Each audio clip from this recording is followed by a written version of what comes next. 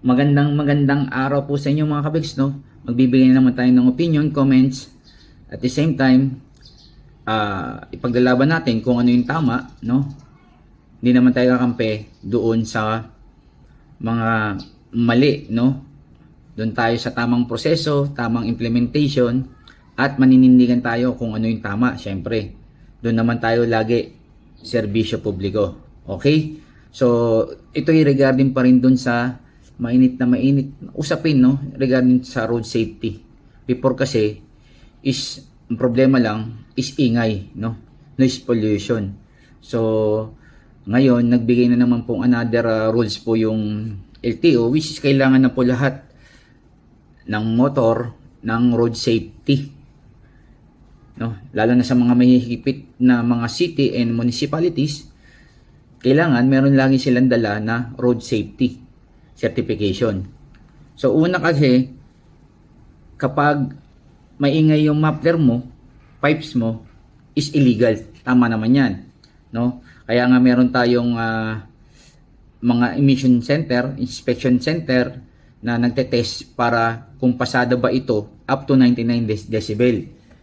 Kapag lumagpas, is violation na po ito. Pag nahuli ka, na-implement po. So kapag pumasayaan sa mga test, ibig sabihin, pasado tayo. No? Pwede tayong gumamit ng mga aftermarket na mga muffler. So, ngayon kasi, lumalabas, nakapag-test ka, nakapag-emission ka, galing ka ng inspection center, pwede ka pa rin hulihin kahit na pumasa ka sa emission o sa inspection center. So, ang nangyayari lang is, ano bang silbi po ng mga inspection center para nababaliwala lang, no? Yun ang pinaka-problema natin ngayon, which is nakakalito at nakakagulo, no? Ang kailangan kasi nila ngayon is yung mga manufacturers or assemblers na galing doon mismo yung certification ng road safety, which is yung mga big company, hindi sila magbibigay niyan. No, kasi ang ginagamit yung aftermarket pipe is hindi sa kanila origin. Hindi sila magbibigay po niyan. Ngayon, ang gagawin po talaga ng mga aftermarket owners is magbibigay sila ng certification ng kanilang mga tinitindang mufflers o pipe. Yun ang magagawa nila ngayon, na which na ay pag-coordinate sila sa LTO kung ano pang guidelines or requirements para ma-approve yung sinasabi lang road safety certification. Pag pumasa ka doon sa 99 dB sa mga inspection center, tapos responsable tayong mga riders, no, motorista, mapapenalize pa rin tayo dahil wala tayong road safety certification. So, ang lumalabas, wala talagang silbi yung mga inspection center. Nangyayari parang decoration lang sila, nagbabayad tayo, wala rin silang silbi, no? Nakapas tayo pero still baksak pa rin tayo, may impound pa rin po yung ating mga motor dahil naka-aftermarket tayo, no? Pumasa naman tayo, di ba?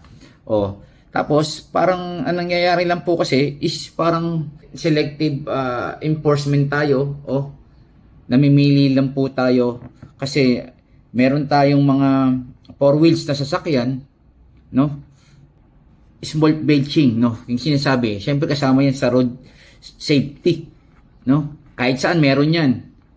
Unsafe public transportation, no, mga jeep and then mga buses, tapos meron dyan mga fake registration. Totoo naman, nangyayari yan, ha, vehicles na clearly na bumaksak sa road safety inspection pero pumapasa dahil meron po talaga tayong mga pictures yan sa LTO. Hindi po nawawala yan, real talk po ito, ha. Tapos ang nangyayari, priority nila ngayon is yung mga aftermarket na single motorcycle, no? Doon sila napakahigpit, which is yung 5,000 talaga is nabigat po yan sa mga ating mga bayang motorista, no? Ang panguhuli nila, wala na po doon sa ingay po, no? Wala na po diyan. Hindi na po base po doon kung babaksak po tayo doon sa 99 dB, Ang nangyayari is kapag aftermarket yan, in concept yan, ha? Yun lamang po, no? Kailangan lang po talaga nating paglaban, no, manandigan, dapat yung sinusunod natin is yung clear, consistent, and measurable. Kasi yun naman yun talaga yung dapat ang implement ng LTO. So, magbigay lang po ng guidelines, no? Guidelines and requirements. Tulungan natin ang ating rider community, not only yung tinatawag na motorcycle na single, no? Kasi at totoo naman, napakarami niyan, no?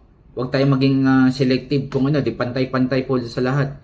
Kasi ang hirap po sa atin sa Pilipinas, sa totoo lang, bawal tayong magpaganda ng motor, na lumalabas po, no? Yung mga four wheels ng mga mayayaman, no? Hindi naman natin nasisita. Bihirang-bihira. Siyempre, yung iba, maiingay din yan ng mga nakakotse. Ha? Sana makatulong po ako sa inyo. Yun lamang po at maraming salamat. God bless po sa lahat.